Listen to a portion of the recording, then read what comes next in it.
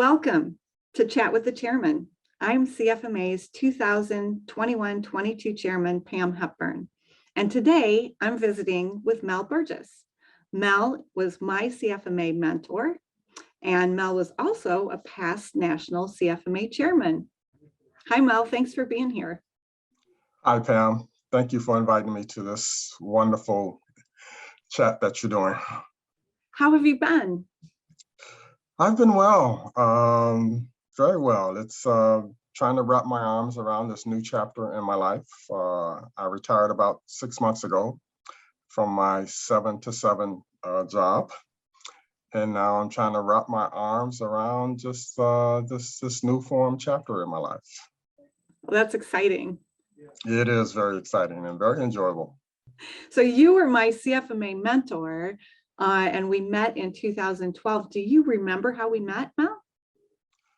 I remember it was at a CFMA national conference, and we had a meeting for mentors and mentoring clients, and that's where we first met. Yeah, I remember we got to go to dinner together too that night, if I remember right. We did spend some personal time together, and it was wonderful. Yeah. So was the mentoring relationship. Yes. Did you have a CFMA mentor in your process of moving through leadership at CFMA? Well, yes, I did. When CFMA first started the mentoring program, I was in the first class of mentoring clients. And I was fortunate enough to be matched up with Jackie Buck, who was my mentor at that time. And we were friends before, so we kind of knew each other. But the mentoring relationship was excellent. We had a very good session and great outcomes because my goals for both CFMA and for my personal goals were all achieved.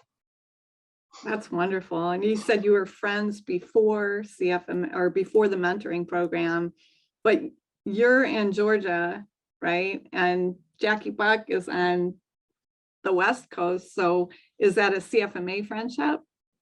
Yes, a CFMA friendship. Mostly from national conferences. I try to never miss a national conference, and it's just like a big friendship reunion when you go to these national conferences. You learn a lot and you get to play a lot, and it's just wonderful to be a part of. I think that's a theme that we've heard all through the year in these Chat with the Chairmans, talking about friendships that you make across the country when you get involved with CFMA. Yes, that's awesome. So you were my mentor. How did you become a mentor for CFMA? Well, after I went through the mentoring program as a client, a few years after that, Brian Summers reached out to me and asked me if I had any interest in being a mentor. And I told him, yep, sure, I think that would be great. And so he sent me an application, I filled it out, and I was accepted as a mentor. And since then, I've had 3 different mentoring clients over 3 years. One was Tony Santacore, who was a Georgia member here, so we got a chance to spend a lot of time together personally. And then Pam, you were my mentoring client, and then I also had Dave Miller, who was also my mentoring client. I don't know that I know Tony, but I know Dave. All good people. Okay, great deal. So in addition to being a CFMA mentor, you've also been a mentor to other people informally. Did you want to talk about that a little bit? Yeah, I think my role as CFMA, as CFO at Harcon, I've always looked at myself as being in a mentoring role. And so I had several mentors over the course of my 24-year career with Harcon. Brian Johnson, who worked for me as my controller. We definitely had a mentoring relationship And Reuben Jefferson also, who's a CFMA member, served as my accounting manager. And we had a lot of one-on-one teachable moments, mentoring relationships, as well as a lot of my other staff and accounts payable, accounts receivable, human resources, just great opportunities to share experiences and to talk about different ways that they could achieve their goals and can do better within the organization. And I also had several other CFMA members that would just come to me informally for advice, and I was always willing to try and help and offer whatever I could for whatever they were looking for. That's wonderful. So why do you think mentoring is important in the construction industry? Mentoring in the construction industry is, I think, essential, especially for me, because we've got thousands and thousands of members, and some members are very visible and highlighted, and some members are not. But I think when people join CFMA, that they need to see people that look like them, that may act like them in a high level position, so that they can aspire to do the same things. And well, if Mel could do that, then I could do that too. I mean, so I look at people like Black Americans, Asian women, and I'm so happy to see that CFMA has grown so much, and including women in leadership roles. And you're a great testament to that, because back when CFMA started, for a long time, it was just really pretty much led by all white men. And we thank them for that, because they established and laid the ground floor for what CFMA is today. And so even looking at Asians and LGBTQ community, all of those different groups need to be able to see people that they can look up to and be a mentor, whether it's actual or virtual or just mentally as a mentor. Well, and I think you mentioned that moves right into my next question about the D&I committee at CFMA and what the committee is doing. But when you were talking about the changing leadership, I wanted to bring up really quick that I noticed in the last 2 classes of our Spring Creek that some of that diversity, as you talked about diversity in our CFMA leadership, some of that diversity is happening in our chapters as well, that I'm seeing a more diverse population in Spring Creek. And typically Spring Creek attendees are either future presidents of chapters or at least board members of chapters, and that's an exciting trend. That is excellent and exciting to hear, because that's where it's going to come from the chapters. I mean, if you're going to aspire to top level leadership in CFMA, it's always going to start at the chapter level. So I'm glad to see that Spring Creek is getting diverse and inclusive, and look forward to those leaders stepping up. Well, Spring Creek is such a special experience. I know we talked about friendship earlier, but there's lasting friendships that come from Spring Creek. And so that new class or classes at Spring Creek will have a lot of support across the country. Yes, it will. When you mention that, I'm reminded of a Spring Creek group that I'm still a part of, that we have been together for many years now. We still get together on a regular basis, and we do things that are fun, and we also try and put some education in that too. But we experienced an amazing trip together. 16 of us went on a Grand Canyon adventure, And that was a wonderful experience. We were in the Grand Canyon, actually rafting and hiking for 12 days. Wow. And yeah, you really get friendships when you when you're stuck with people on in the Grand Canyon for 12 days. But it was wonderful, a wonderful experience. And many of those, I should say some of those, have been in CFMA's mentoring program, and some have not. But as a group, we are all mentors to each other. I mean, anytime there's an issue with any one person, especially when we have our group outings, we may talk and discuss that, and we try and help each other out, because life is a continuum, and things hit you in every stage of it. So we talked a little bit about the D&I committee. I brought that up, but I didn't really ask you a question yet. So tell us about your work with the D&I committee, because I know that you're passionate about that and you've been working with that committee for over a year.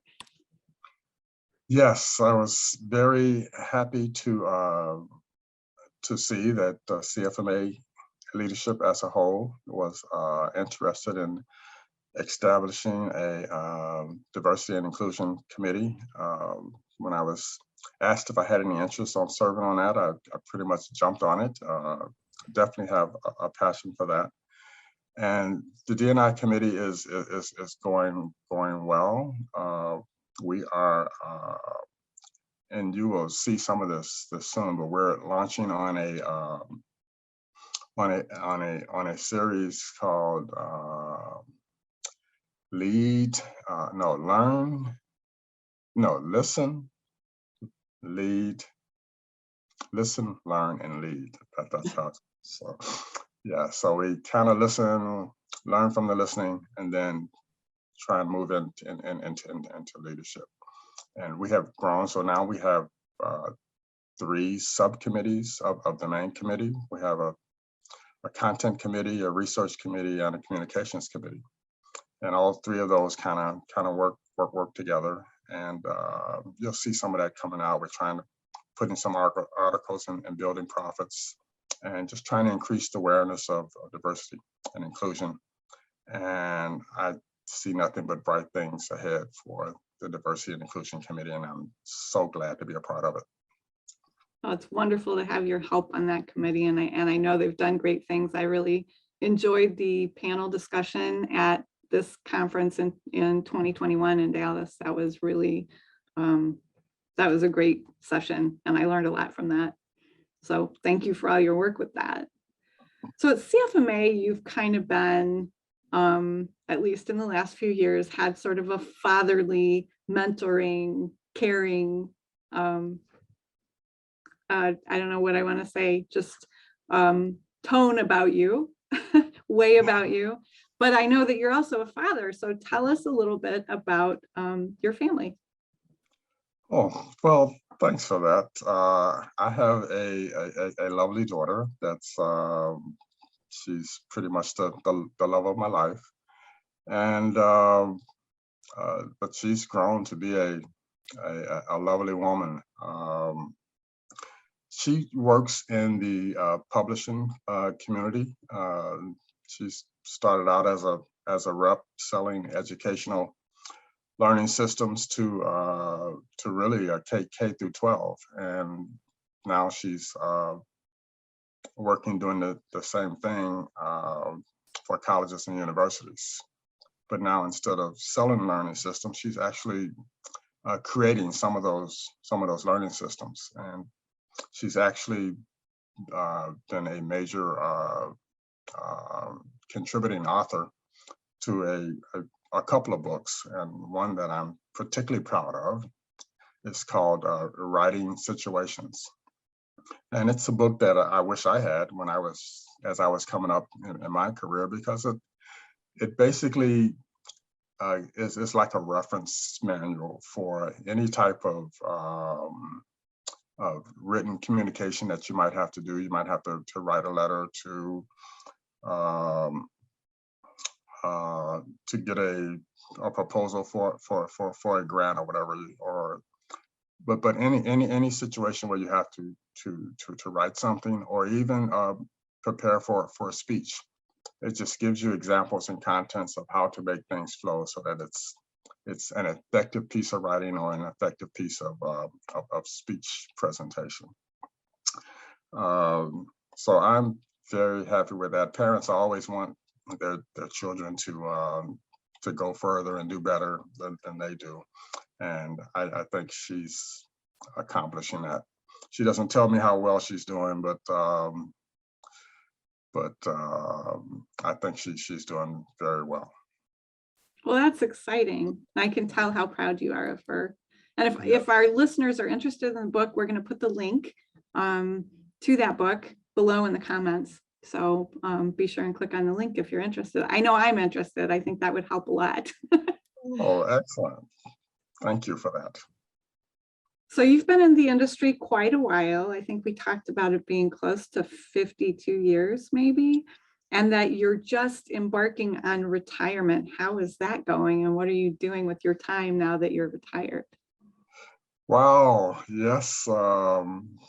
It's really a learning experience. You know, you hear about people retiring all the time, but I don't think you ever really know what it's like until you actually do it.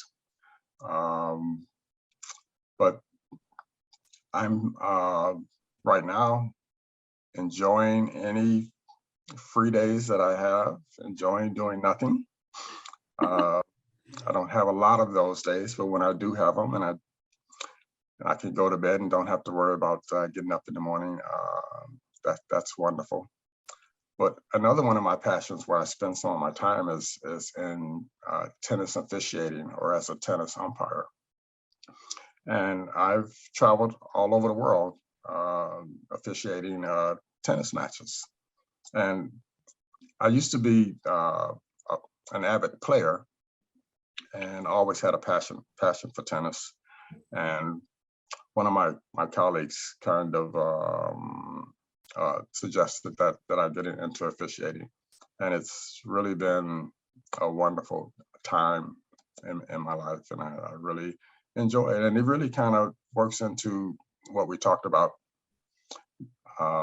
in mentoring, because I do all levels of tennis tournaments. I especially like doing the juniors because there's an opportunity there for mentoring junior players, making sure that they have a good experience when they're doing that. But I also do colleges and adults and pro tournaments. I work with some of the top tennis players in the world, and it's a great experience to achieve to that level of officiating in tennis. So that's how I'm spending my time right now. It kind of weaves into what I like to do as far as traveling, and I get to travel with the tennis, and that's great for me.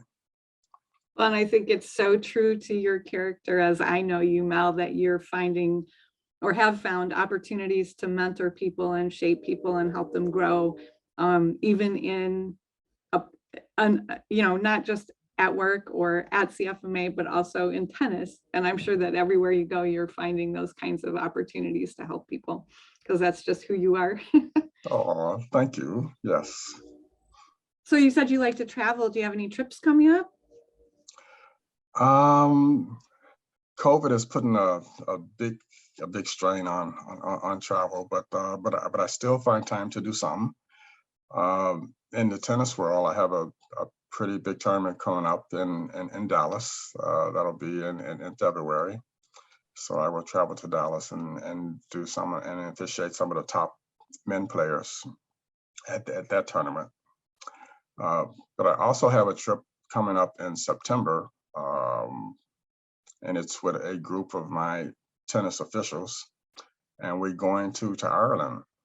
So we're going to tour Ireland, and also make a stopover in London to see a major tennis match there. But then go on to Ireland and do a tour. And I've never been to Ireland before, so I'm hoping that COVID cools down by September and we're able to make that trip, and that Ireland is safe and we're safe here, and we can make a very enjoyable experience out of that. I hope so too. That's really exciting. Yes. Well, Mel, it's been fantastic getting to talk to you. I really appreciate you coming on the program. Quick before we go, we always ask our listeners a question. This time, we're just suggesting that our listeners tag someone who was their mentor in the comments and share this video with their mentor. So I hope that you guys will all join me next month for Chat with the Chairman in March, where I'll be sitting down with Tom Borgia, who is the Vice Chair of CFMA. Thanks again, Mel. I Thank you, appreciate you Pam. coming on. Appreciate it. Enjoyed it much.